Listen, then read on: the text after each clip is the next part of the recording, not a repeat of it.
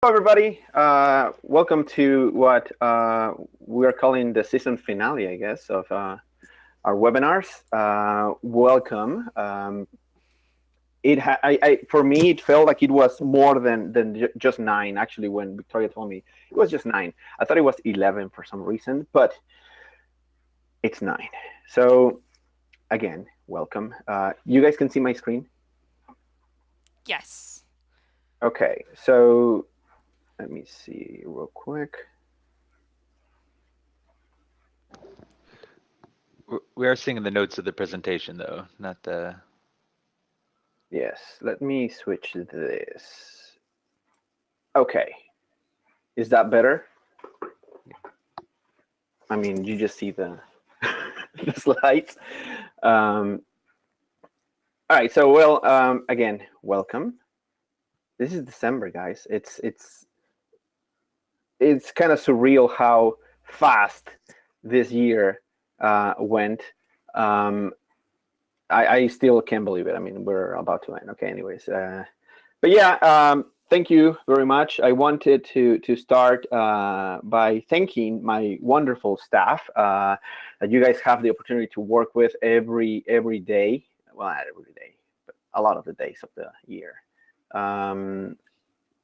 because they make everything easier for not just for the users. I mean, for me, we're constantly working on stuff to make things better for everybody. And so I'm really thankful for being working with these two wonderful people.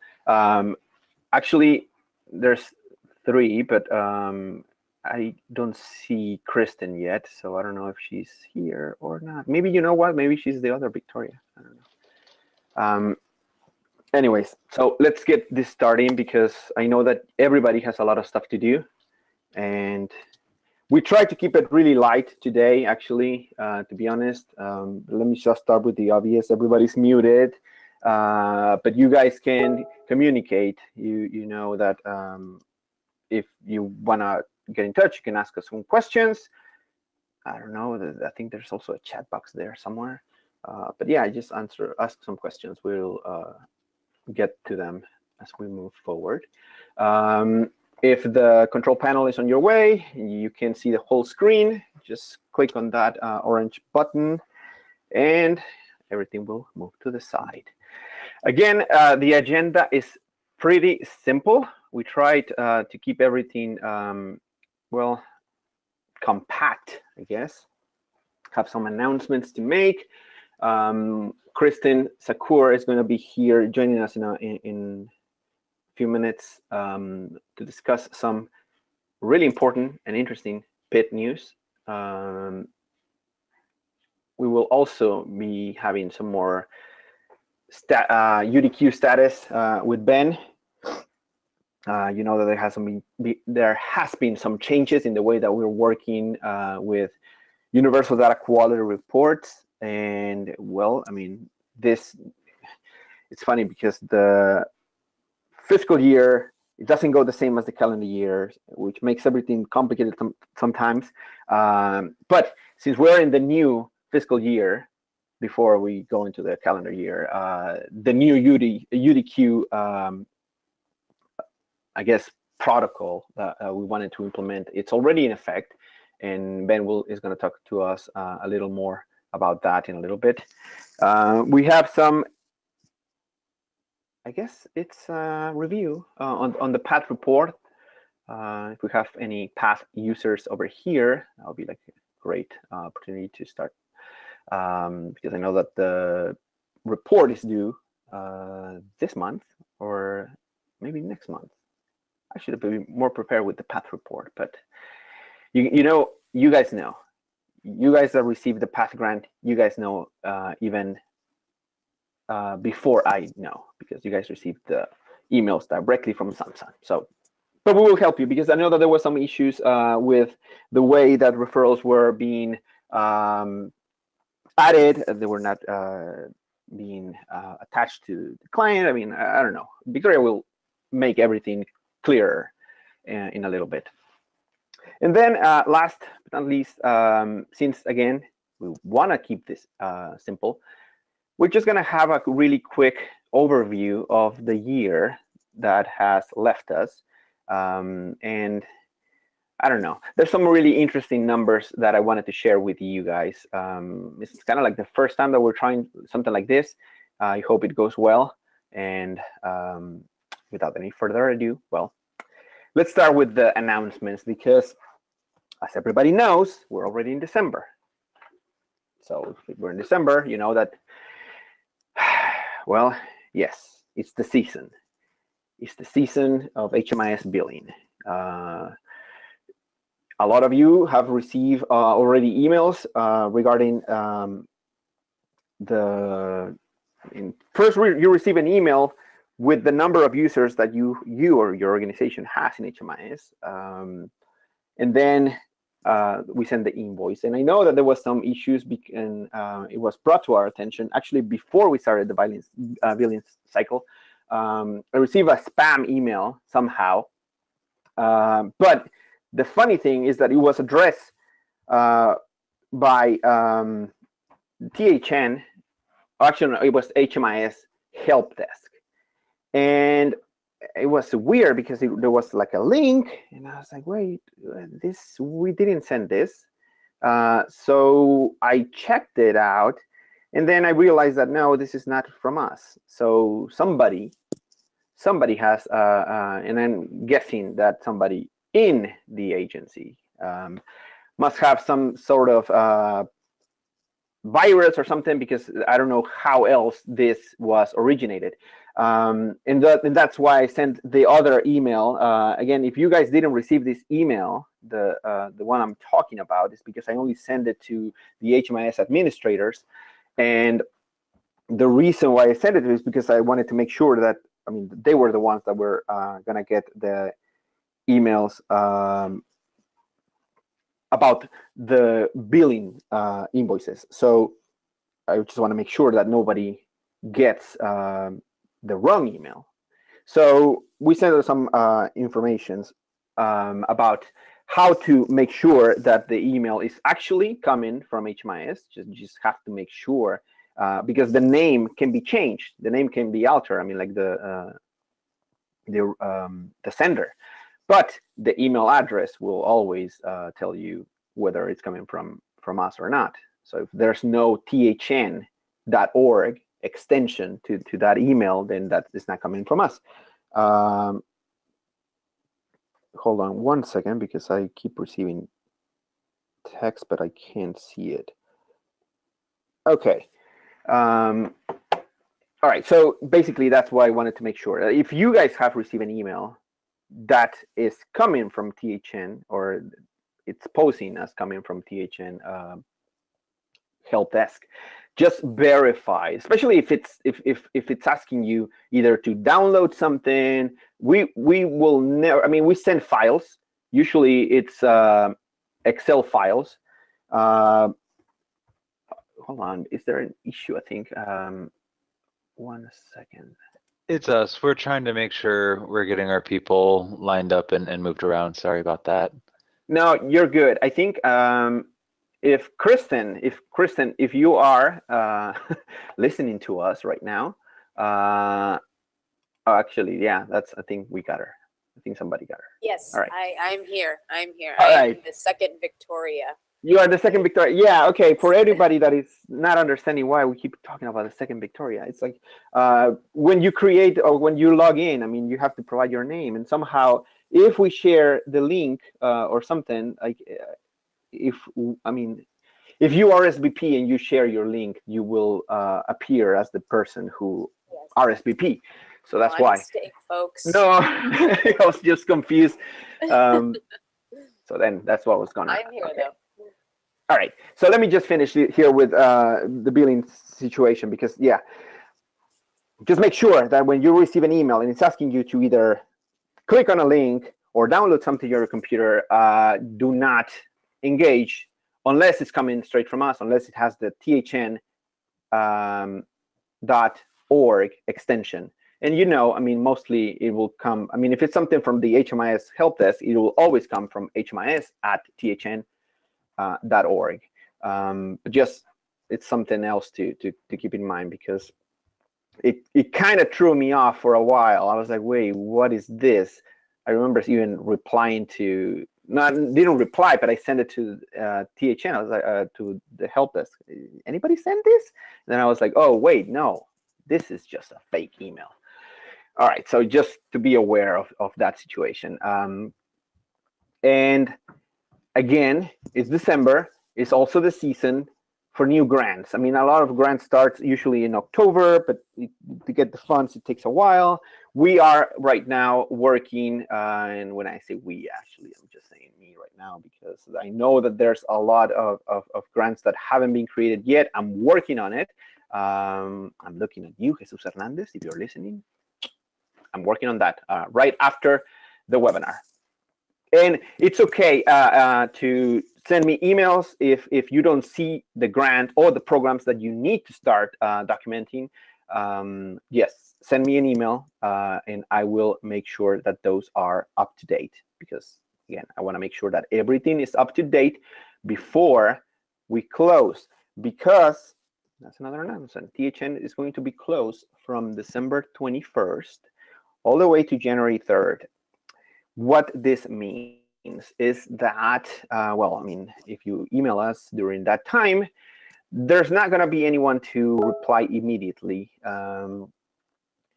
I gotta say that I have, from time to time, responded over the break. If I have some time off, I mean, and I see that there's something that really pressing, I might reply, but I'm not expecting the rest of the team to do that. So just bear in mind that if you are thinking that there's going to be either a report due after the 21st, I will suggest start that now, just to make sure that we have no issues and nobody it's in need of assistance when there's nobody around, because I guess everybody needs to rest at some point. So just keep in mind, December 21st is the day that THN is going to be closed, and we return on January 3rd. So just keep in mind those dates. There was a question asked before the webinar started. I'm going to try and see if I can remember the correct question. It was something like, okay, we need to know what reports are due when and who is responsible for them.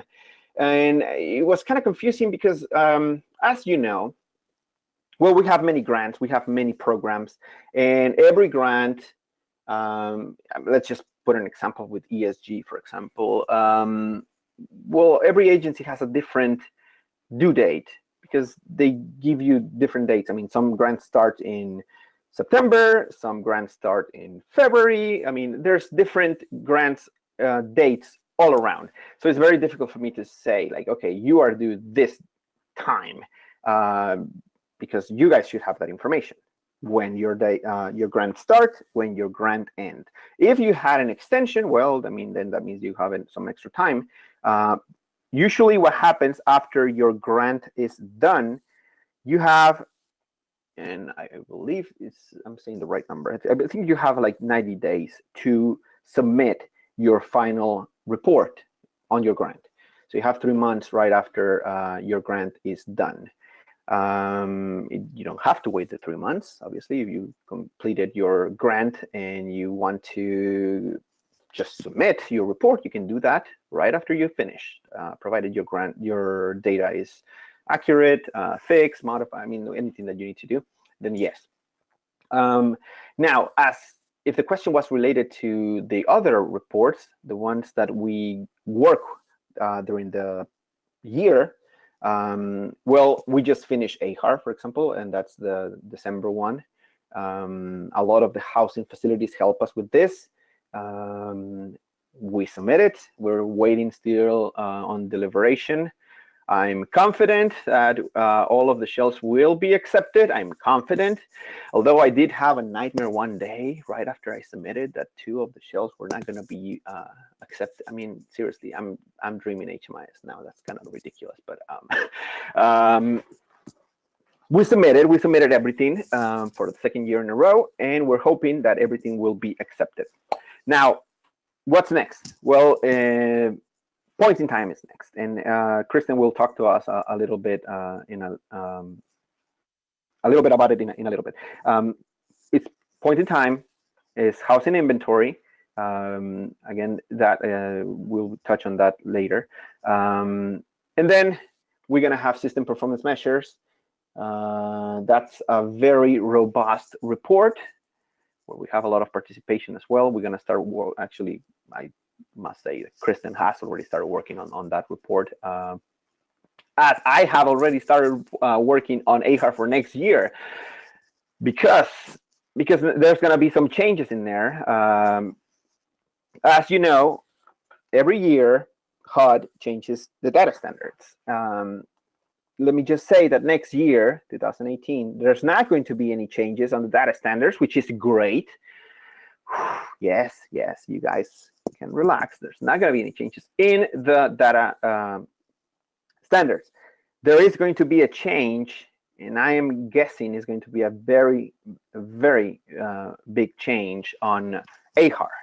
The situation is that, well, one of the changes is that before, or just up to now, the report will come as a normal report, and I will have to enter all of the data into kind of like what most of you would do on eSnaps. You know, you go and manually enter the data, but not anymore, because now you have Sage. Well, that's where we're going with AHAR, except that it's not going to be one, it's going to be 4 different exports. And there's going to be also a new participant, a new program type that is going to be considered for AHAR that was not in the past. That's rapid rehousing. So if you have a rapid rehousing project, and up to today, until this year, we have never requested any data from you for AHAR, but that's going to change next year. I'm not going to go into the details because I don't have the details yet. Again, we have kind of like I was going to say we have a year, but not really, because already 2 months have passed. So we have 10 months to get all this done. So it's going to be okay. I'm confident that we're going to have a good representation. Just know that that's going to happen. If the question was related to reports like universal data quality reports, Ben is going to talk a little about that right after. But that's actually something that, yes, the agencies, the HMIS admin in your agency must be running the universal data qualities now. That's pretty much what I have on announcements right now. I said about the new AHAR, and if I'm not mistaken, well, I guess this is the time to go to Kristen. How are you doing, Kristen? I have a case of the sniffles.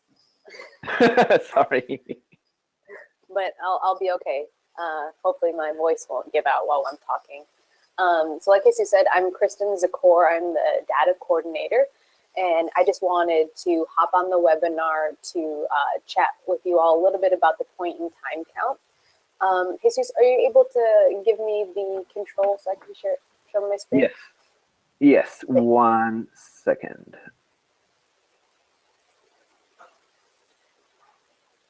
Alrighty.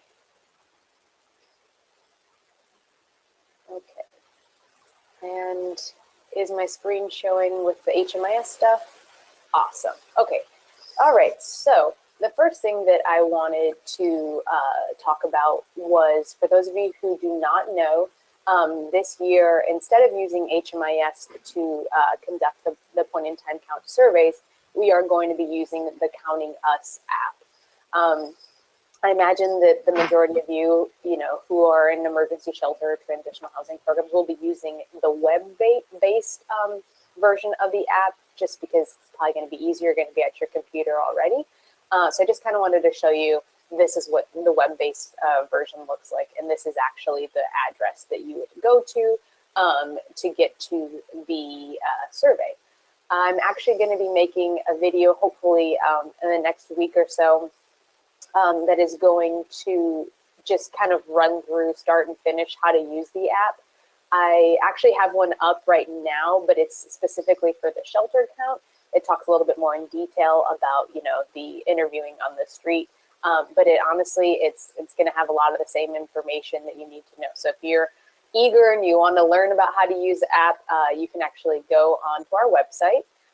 So if you were to go on the website, you would click data, point in time count reports, and there is a ton of materials here that we have for the 2018 pit count. So like I said, if you do want to learn about how to use it right now, you can click on this, and honestly, you'll be able to actually get a great feel of how to use the app.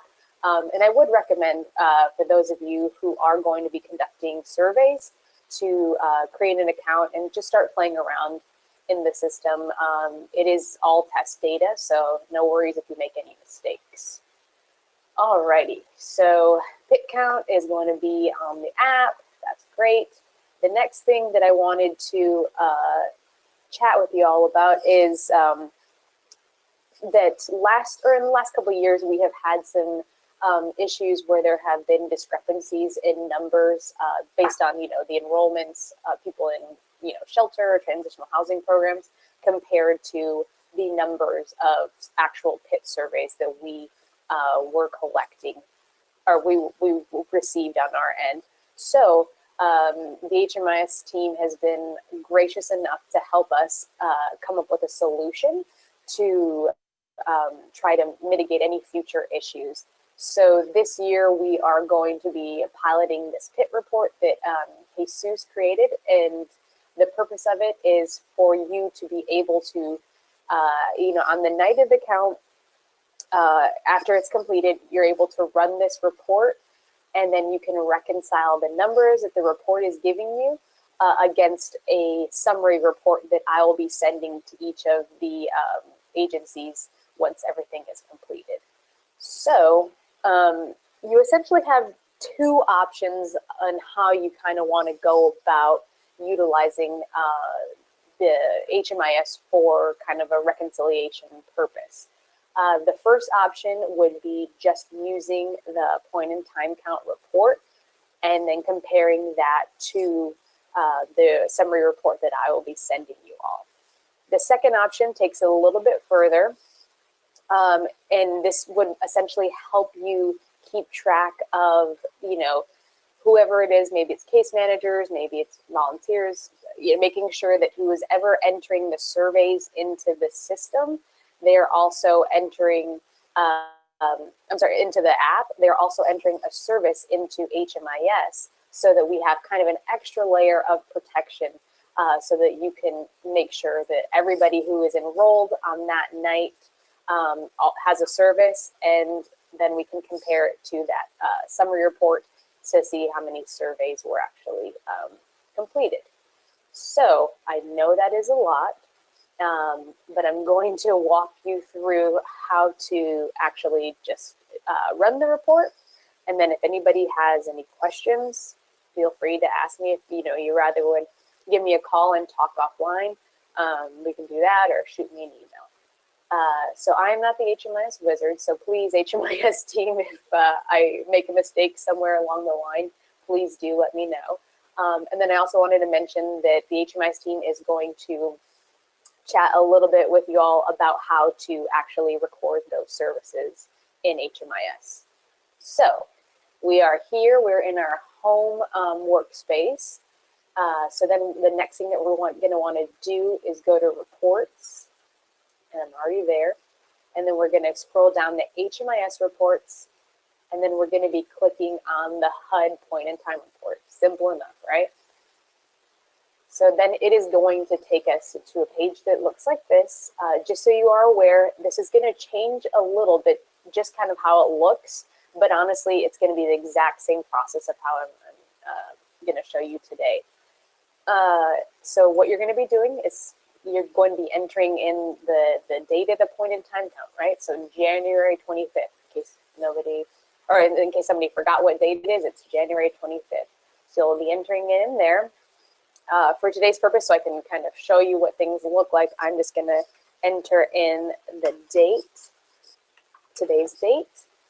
You will only have the option to choose your organization. Right now, since I'm logged in via THN information, I get to see everything. But so it'll be easy for you. You can click your organization.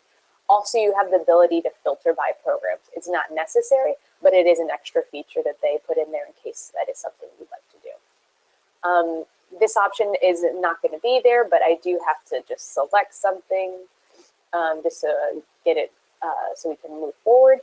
And then you're going to hit report. Think for a minute.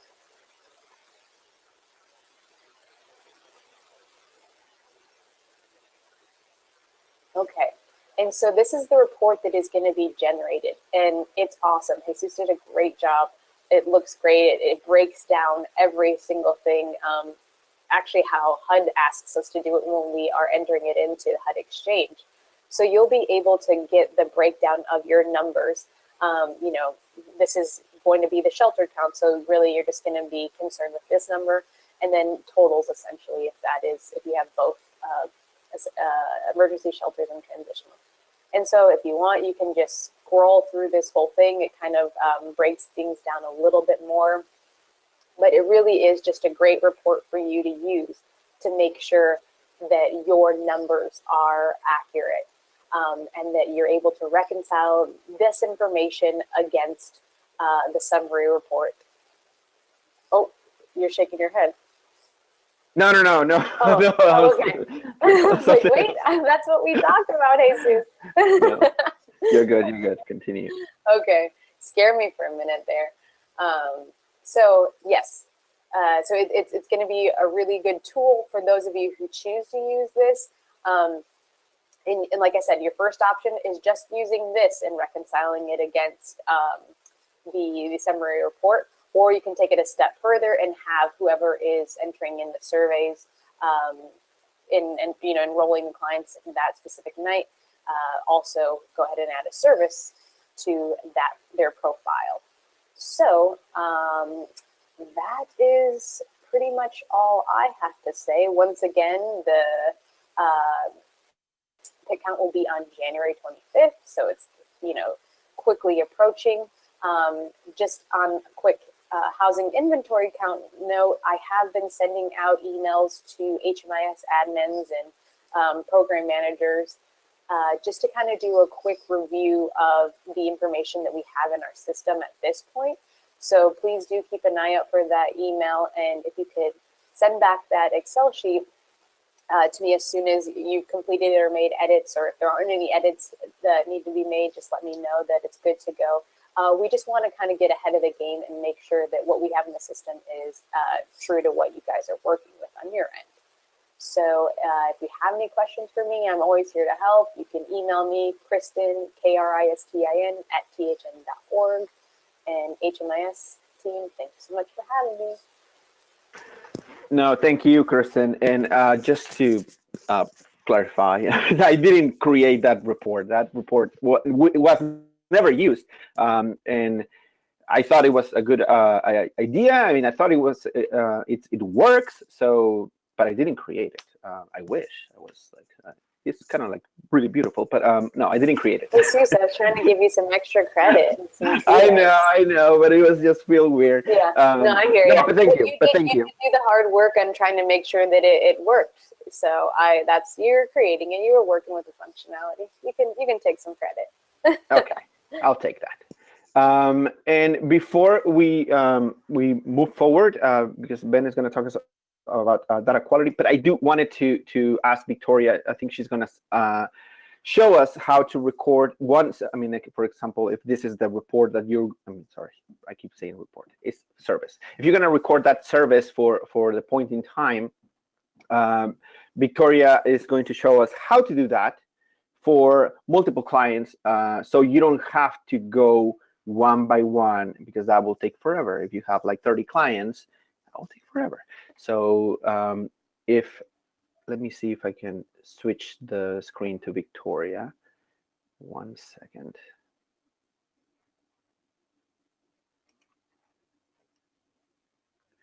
Oh, which Victoria is now? Oh, this one. Let me. All right, thanks. Let me know if you can see my screen. I'm just going to hop into, darn it, it kicked me off. Okay, let me log in really quick. Sorry, guys. I had everything set up beforehand. And then it kicked me off.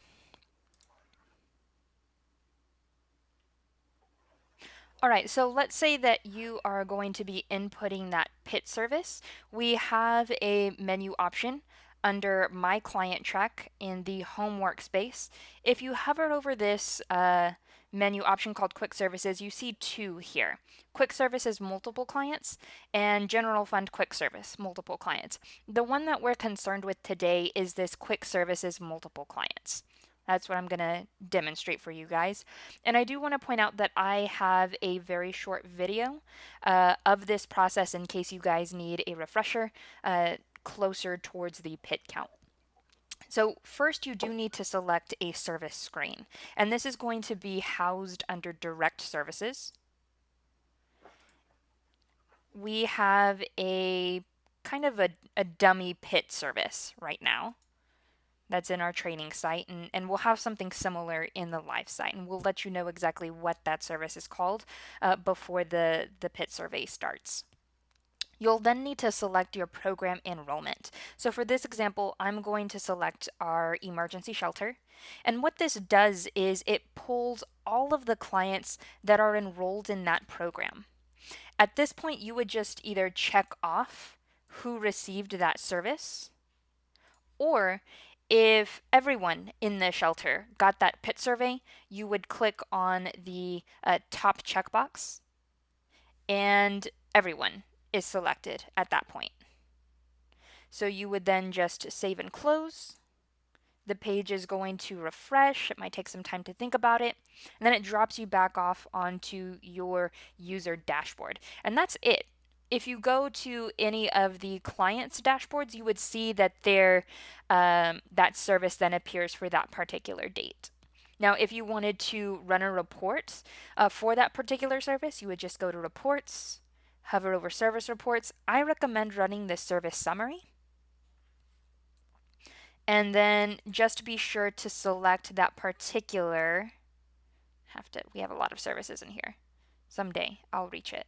The PIT 2017 dummy service, or whatever it's going to be called in the live site, and then run your report based on that filter.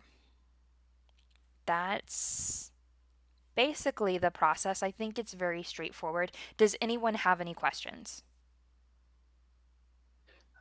We didn't have any questions come in, but I have a question. Using that quick services, did you just put a service on my test clients from your test clients? What? You selected all and hit save. Yeah. Those are my clients, man. Well, I did your work for you then, essentially. No, that's Yes. fine. But I did want to bring that up to point it out that when we do that quick services, you are putting it on other records, including ones that you might not work with directly. So just That's keep that true. in mind. Okay, that's one way of doing it. I didn't want you guys to go and do one by one because that takes forever.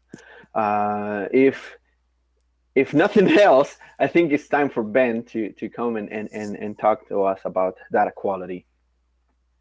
All right, let me switch the presenter really quick. I'll be right back.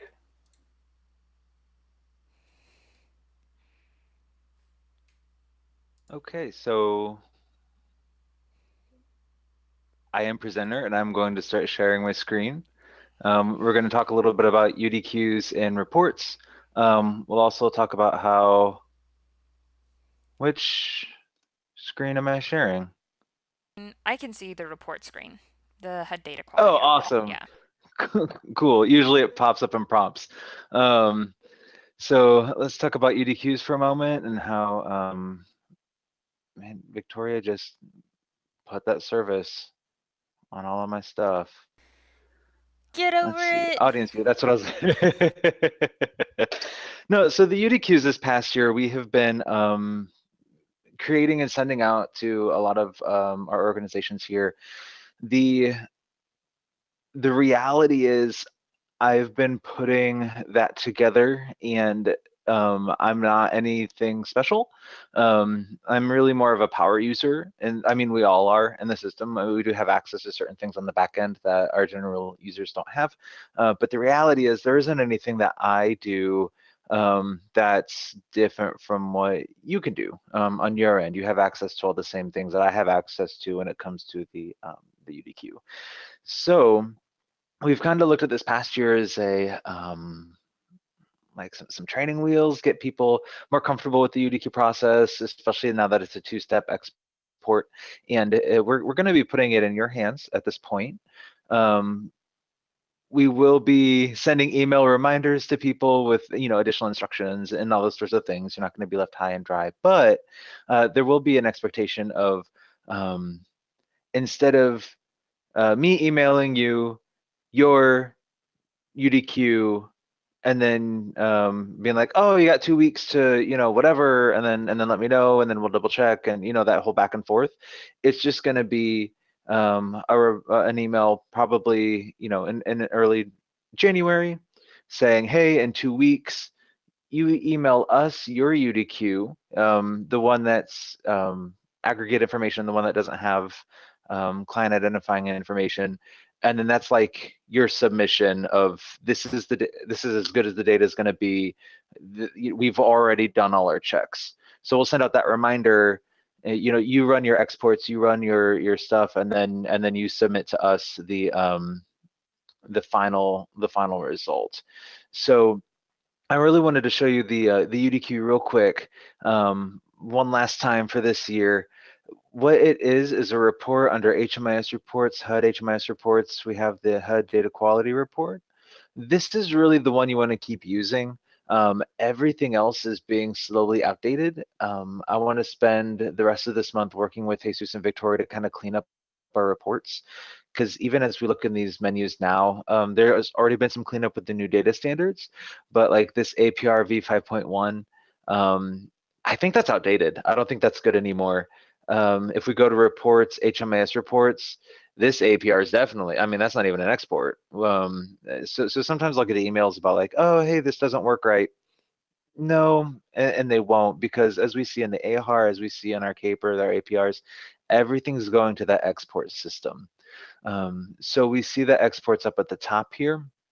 For all of the most recent things, it's going to have 2017 on it. So if you have an APR due soon, you want to run this CSV APR 2017.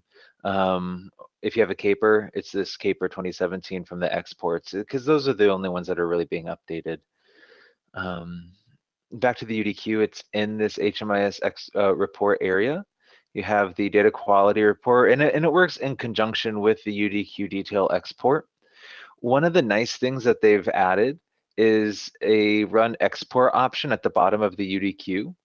So when you have your parameters set in, you select your program, your date range, and you generate your report, you can get an idea for what that report is, but you can't see any of that little, the information like who are these 7 clients being served, who are the 3 with data issues, who are the 2 with the client doesn't know, client refused.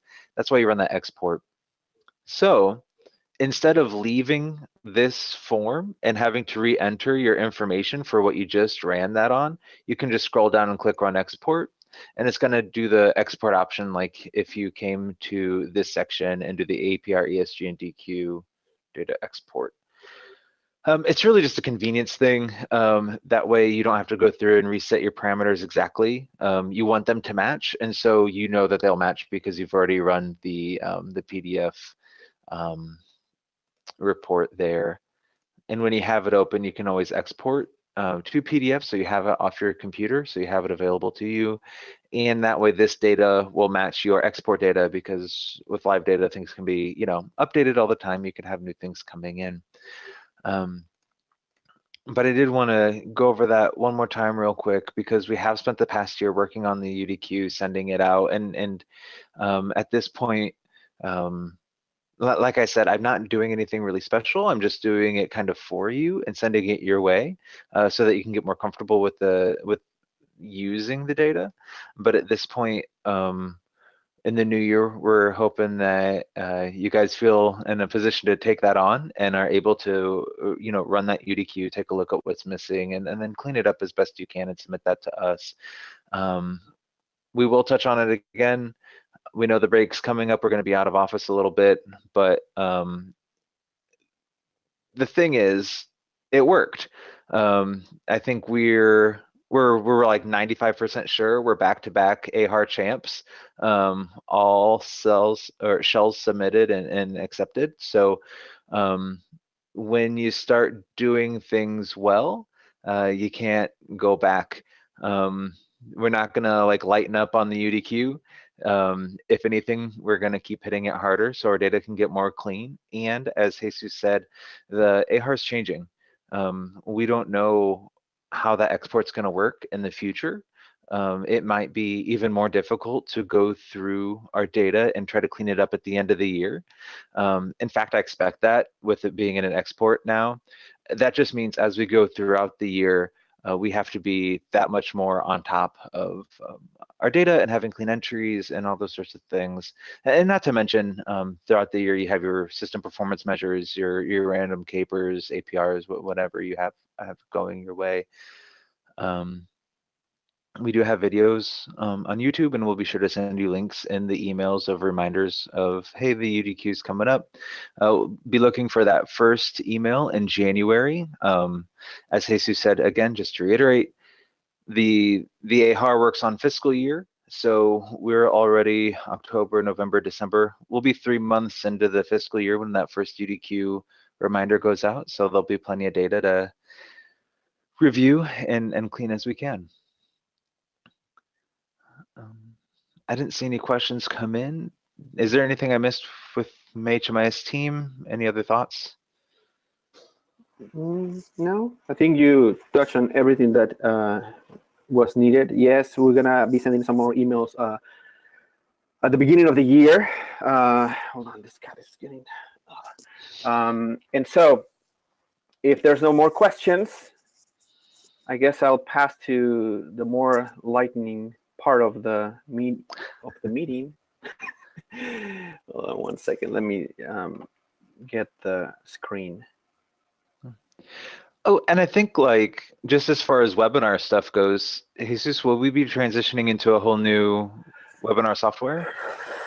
Yes. Actually, GoToMeeting, which has served us for quite some time. All this year, we had all these webinars here, but we're gonna change. We're gonna have Adobe Connect. We will be sending information because there might be some things that might work differently. So yes. Expect the first webinar on Adobe Connect to be terrible. Just it'll be terrible, but we'll learn and we'll get better as it goes on. Totally, yes. Yes, that's exactly what's going to happen. But thank you, Ben, because I totally forgot about that. All right, so which screen I'm sharing? That one, okay. All right, let me know if you can see my screen. Yes, you can.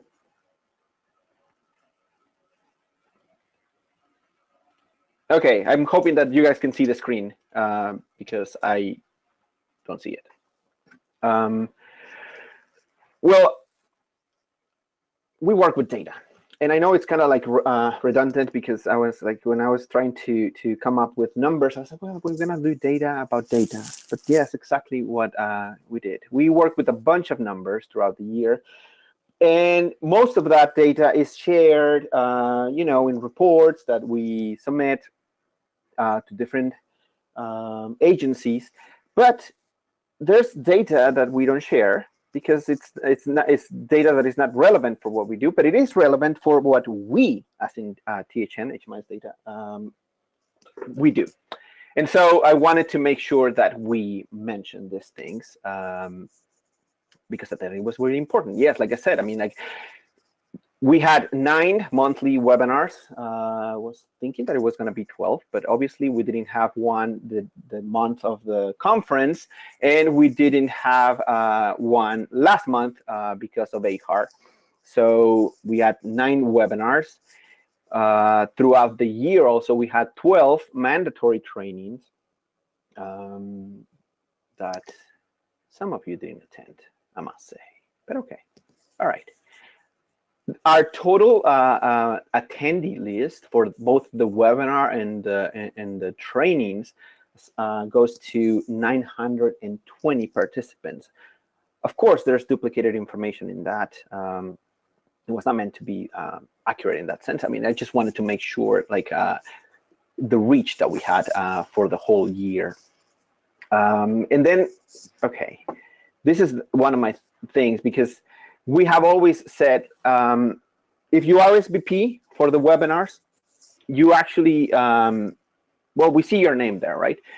And I know that there are some agencies where only one person RSVP, but then they go into the room and like the webinar is shared by many people, right? Except that we don't get all those names. So that's why we ask, like, hey, send us the names of the people that are there with you so we can count, so we can know who attended. Out of the information that we have,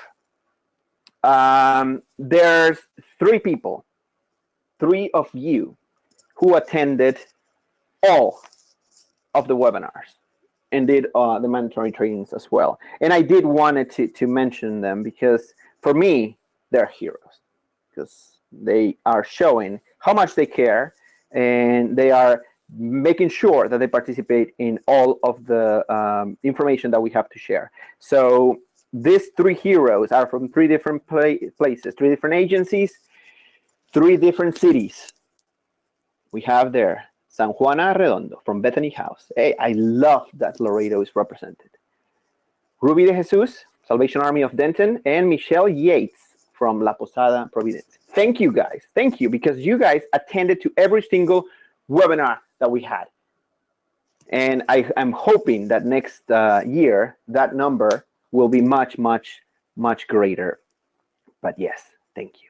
You guys are my favorite people today. If you attended all of the webinars and you feel like we snub you because you're not here, well, let me know on the comments, on the questions, just because, again, if we don't see your name there, it's almost like we can't count you. So I want to make sure that everybody is counted. Thank you. Thank you for being so awesome. And that's it. That was my tribute to the HMIS heroes. I have more. I'm not done here. All right. In 2017, as of now, we have 103 agencies in HMIS that are completely set up.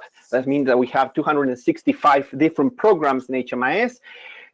We have a total of 216 users right now, okay? I want to mention also our pioneer HMIS user. I mean, and this is kind of like, okay, this is the user that we have in the system that has been there the longest, okay? So Monica Peña Rasmussen, I am hoping that I said your last name correct, because I know that you're here. You are our pioneer user, and I love that. We have a new user. This is the latest user, Kaylin Massey. And then I look at the attendees and what's going on, because Kaylin is not here. That's all right. I'll let that slide because it's the last one. But that's our newest user. And also, only in 2017, we had 87 new HMIS users. So that's how we are. Oh, okay. Mike, if we snub you, I'm sorry. Mike Bell also was in all of the webinars. I apologize. Again, if you at some point were in the webinar with somebody else, we didn't count you, but okay, we'll make a note. We'll make up to you. Let's see what else we have here. since I told you at the beginning, I mean, I am really, really excited to be working with my team. And there's a bunch of stuff that we do throughout the year. And when I was coming up with ideas of data, I was like, you know, guys, I mean, like, you guys do a lot. So I need to count that.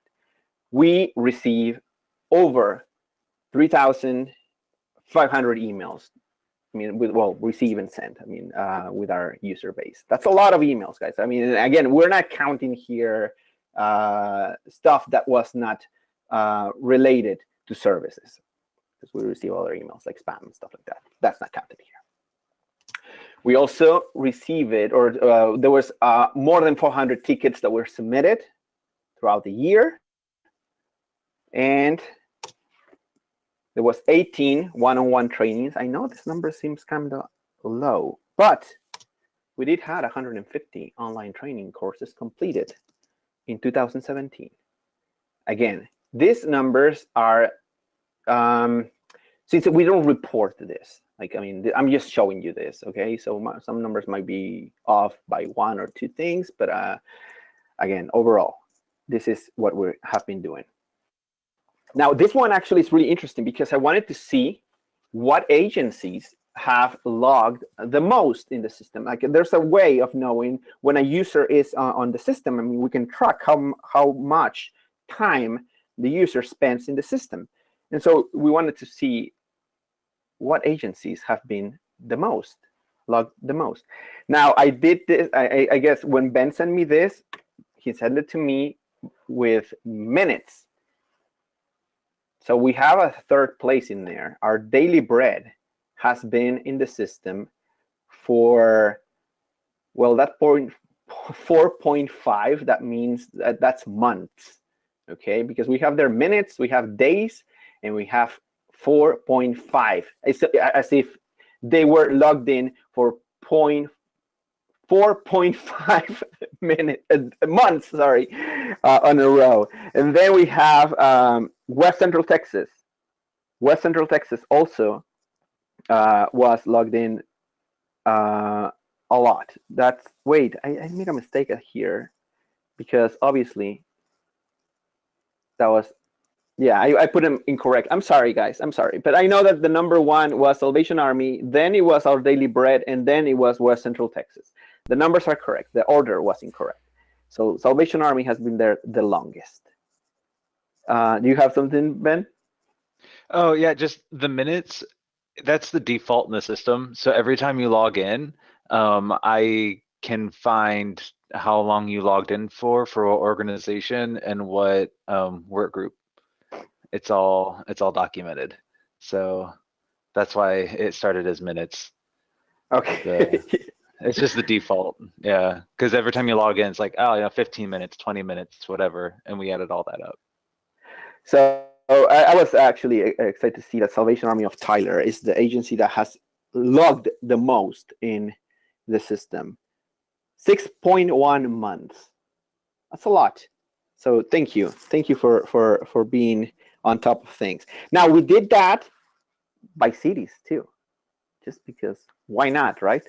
So the number 1 city that has logged the most in HMIS was Denton.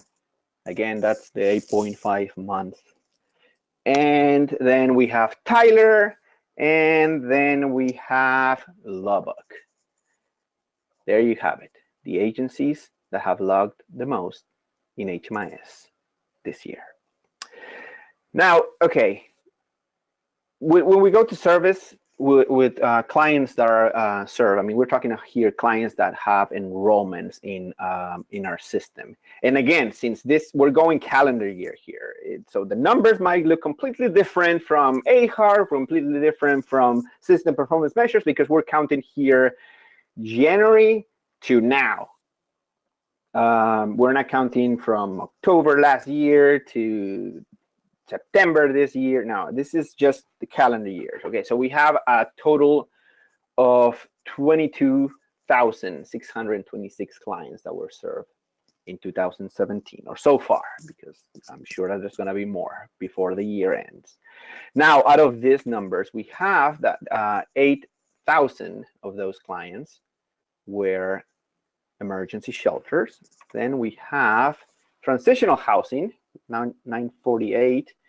Have 83 permanent supported housing, 3,100 homelessness prevention clients, 1,839 rapid rehousing, and 8,500 services only.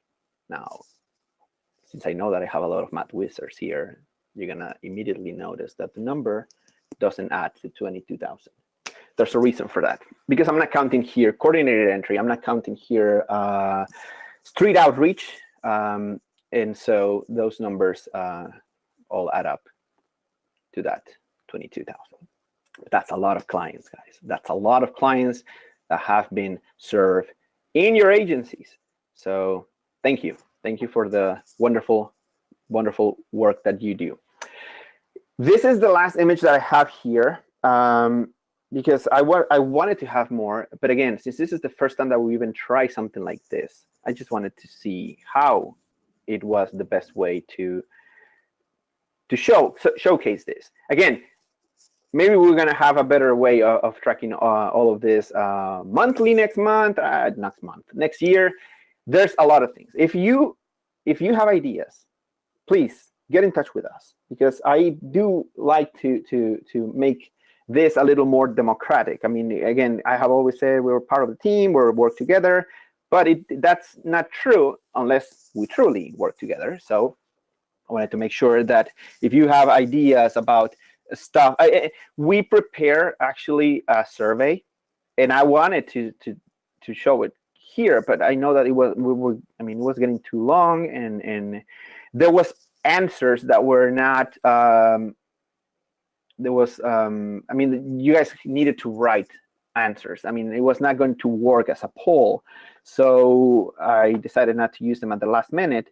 But I'm looking for to see if maybe we can send this to you guys, because I do want your feedback. I want to know, out of the whole year that you have worked with us, what worked, what didn't work, what can we do better, what do you think we shouldn't do anymore? I mean, but obviously, again, this is a team effort. I and my team can add on this, but I like to work with them a lot. I bring ideas. Some of them are really outlandish, some of them work, some of them don't work, but I like to have that conversation and see. I try to convince them. Sometimes it works, sometimes it doesn't, but I try to, like, at least bring the ideas to the table. I find that whenever we have those discussions, we come to places where I didn't even imagine that we were going to get there. So it works like that. But I do want to hear your feedback. If there was things that you like that we did, let us know. I hope that we receive a lot of feedback back from those surveys.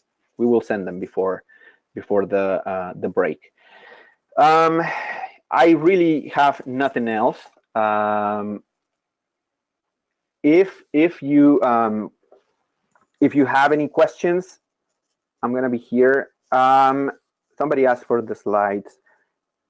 I can.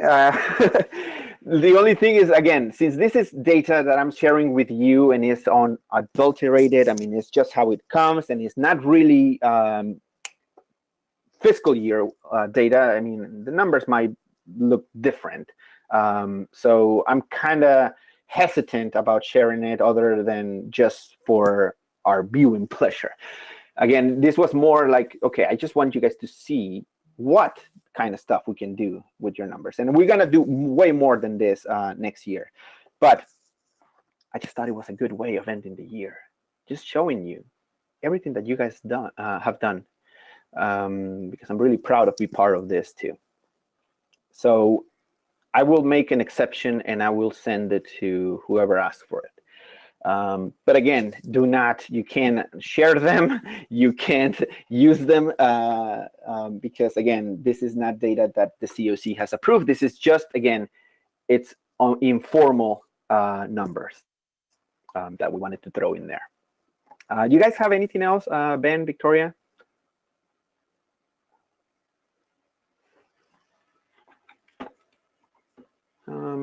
Maybe not. No? You have nothing? That's it? Okay, so guys, that's it. We have come to the end of this year. Wait, what about my stuff? Oh, that's true. That's true, Victoria. Actually, you would have been before me. I don't even know why I jumped into this. Okay, yes, Victoria has something else, and then I'll come back to say bye. But yes, sorry, Victoria. I apologize. I got so excited. I was just like, let's go. Let me. Can you make yourself Yeah, I can presenter? No. I think so. Even I gotta make myself a presenter. Yeah, there you go. Okay. All right, cool. Let me stay signed in. So, sorry guys, false alarm. We're not completely done yet. I will try to be very brief. My section is really geared toward the path report. And I realize that we might not have a lot of path grantees here today, so I am going to try and be fairly fast, but I do want to be thorough. The first thing that I want to cover that I think affects everyone, not just our path grantees. You might have noticed, if you have done any referrals recently, that the referral page looks a little different. And the reason why we had to change that is because in the path reports, the referrals need to link up to the enrollment itself. That was not something that we could do before, but we switched things around in HMIS, so now that is available. And I did want to go through really quick and show you what that looks like.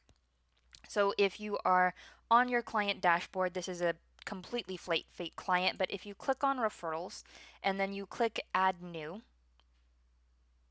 you'll see that you have a section here where you can select the enrollment. Now that is not a requirement. You don't have to do that. If you are a path grantee though, you do need to select the enrollment, whichever that is. The rest of the referral page works exactly the same as normal. You would select the provider. First you need to actually select the service, and then you select the referral provider. The refer from provider, this should automatically fill out with your agency's name. If you don't see that happening on your end, let us know. There's like a little extra step that we have to do in your organizational setup to make that show. But I think that most of you should be fine. You'll select next. The next is for voucher and information release. Again, this was on the old referrals page. It was just on the bottom. Now it's kind of broken up into 3 separate pages, but essentially this is all the same. So you can either authorize an email or authorize a voucher. Just be aware that when you are authorizing an email, that is something that you have to get permission for, obviously.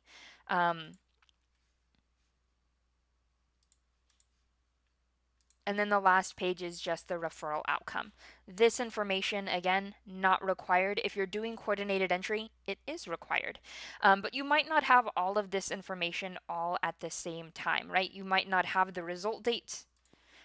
You might not have the date acknowledged at that point. That might even be on another agency to fill out that information if you're doing coordinated entry.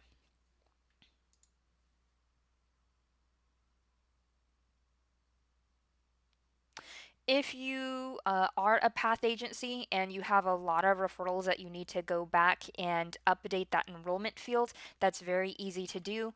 You would just go to your clients in referral list and then click on edit referral. On your end, it might just look like a little pencil icon instead of this blue action button here. But essentially it's the same thing. You would just go to edit referral and it will take you to the exact same referral page that we just went through, and you would select your enrollment.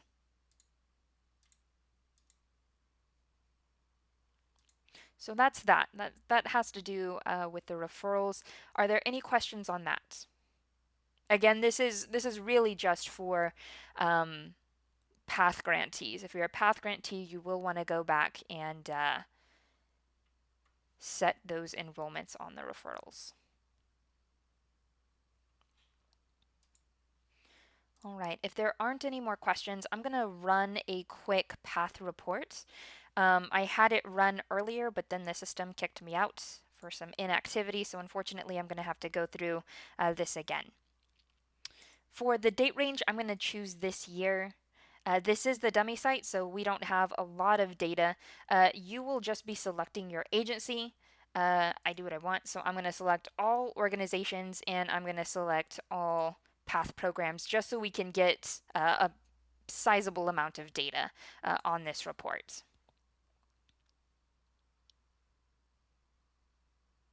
Okay, so I have gotten a lot of questions regarding this report. There are maybe two things that I think I want to touch on specifically.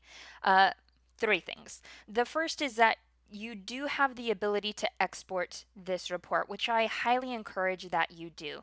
You'll notice that there is a kind of link. It's really hard to tell because it's in black, right? There's really nothing that distinguishes it from other headers other than like it's underlined. But you can click on that and a separate report viewer will pop up, just like this, and then you can export it. And I suggest that you export it to Excel data.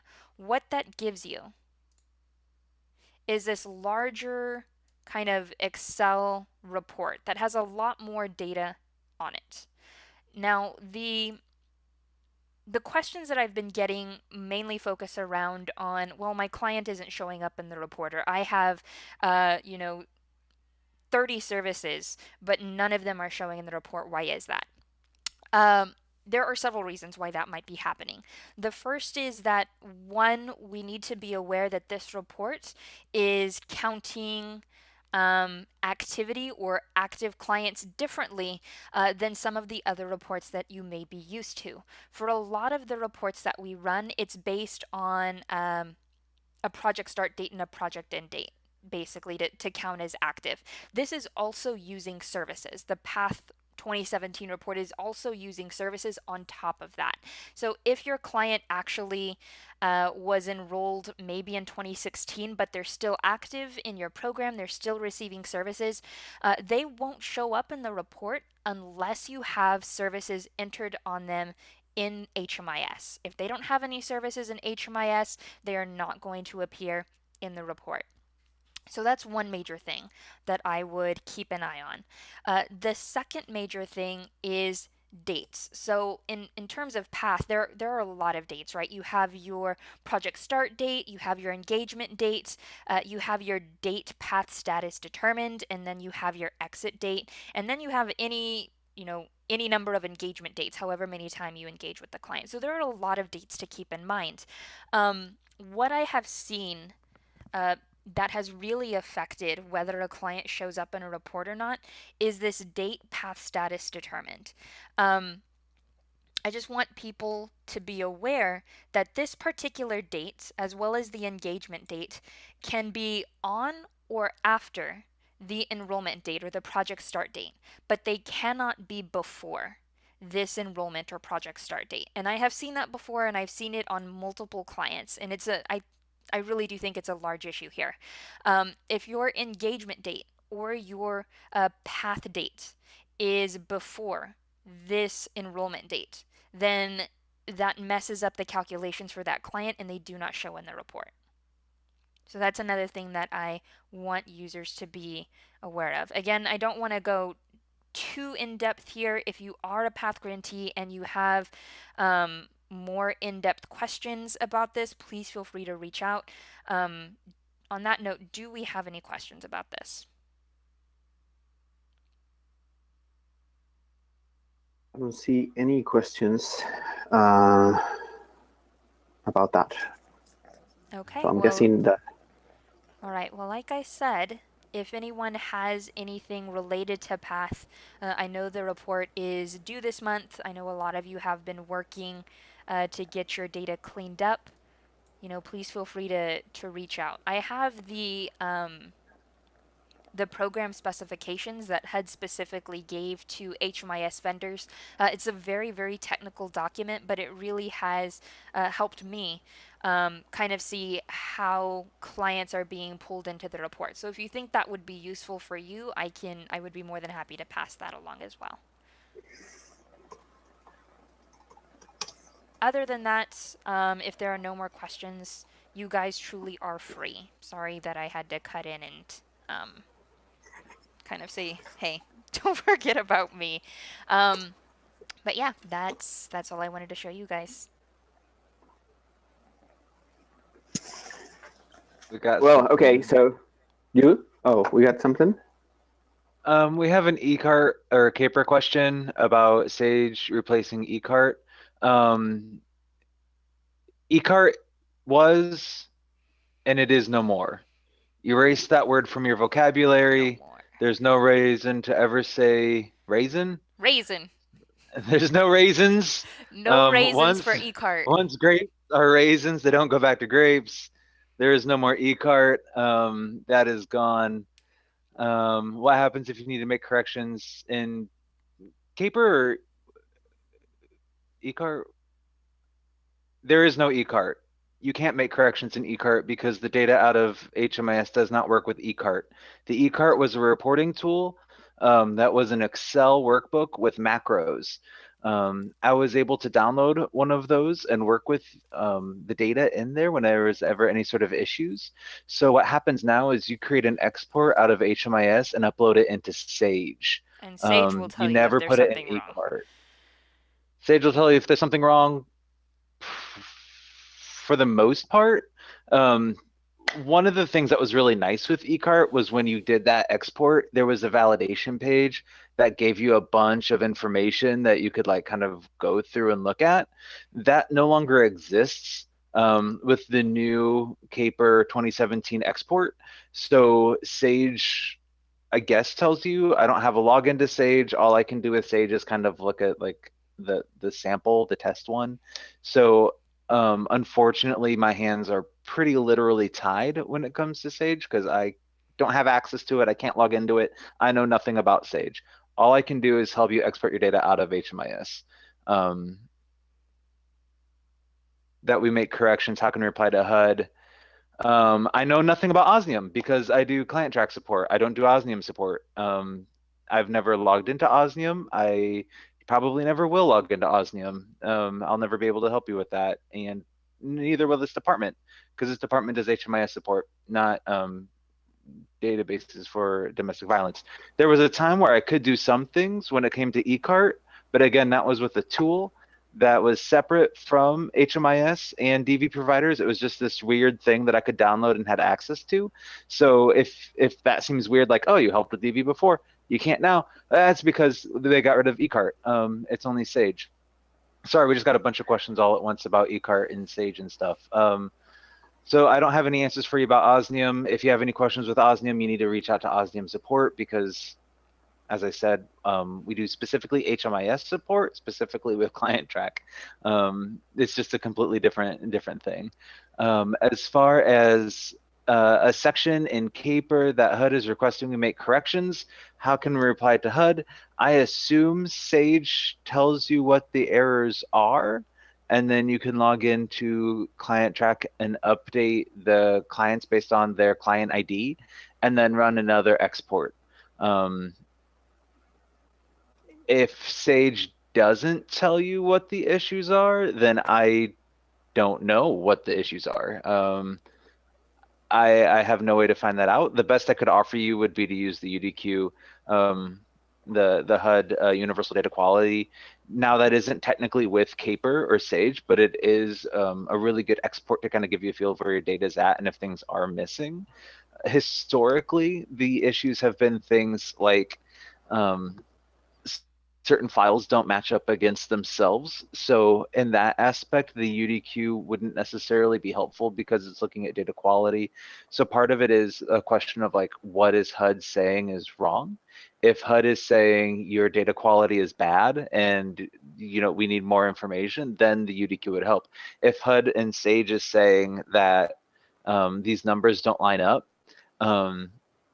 that seems like it's probably a family issue. Like one of the family records was split and you might have like a child being counted as a head of household that should be in a family record with the rest of the family. That would be my thought there. Let me read another one real quick. Any sort of compatibility formatting problems when exporting reports from Osnium or client track? Again, I know nothing about Osnium. There was an error for a while with Caper out of client track that has been fixed. Just run the Caper export from HMIS report, HUD, HMIS reports, exports, and then the Caper. I showed that briefly a little bit earlier today, but is the CSV Caper 2017.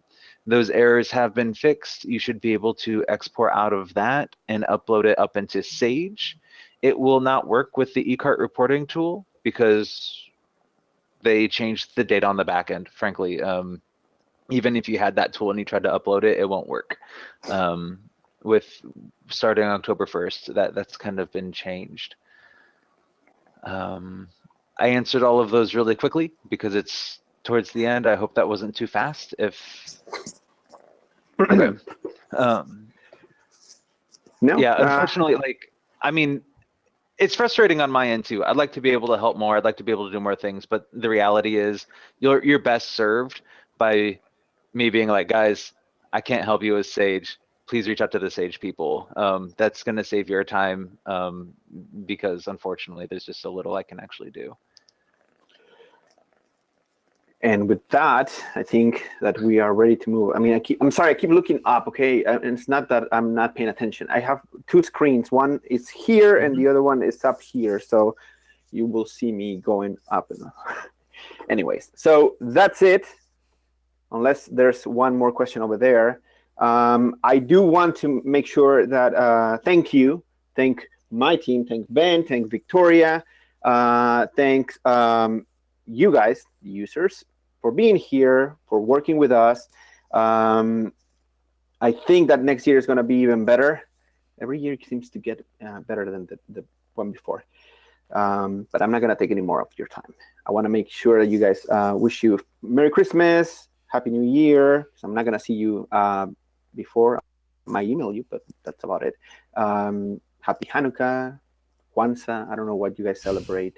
Any celebration, happy.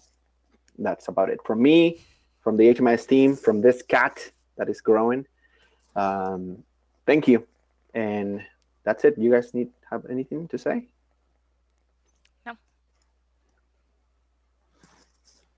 Okay. Thanks, guys. We'll see you next year again. Bye. Bye-bye. Thanks for joining us.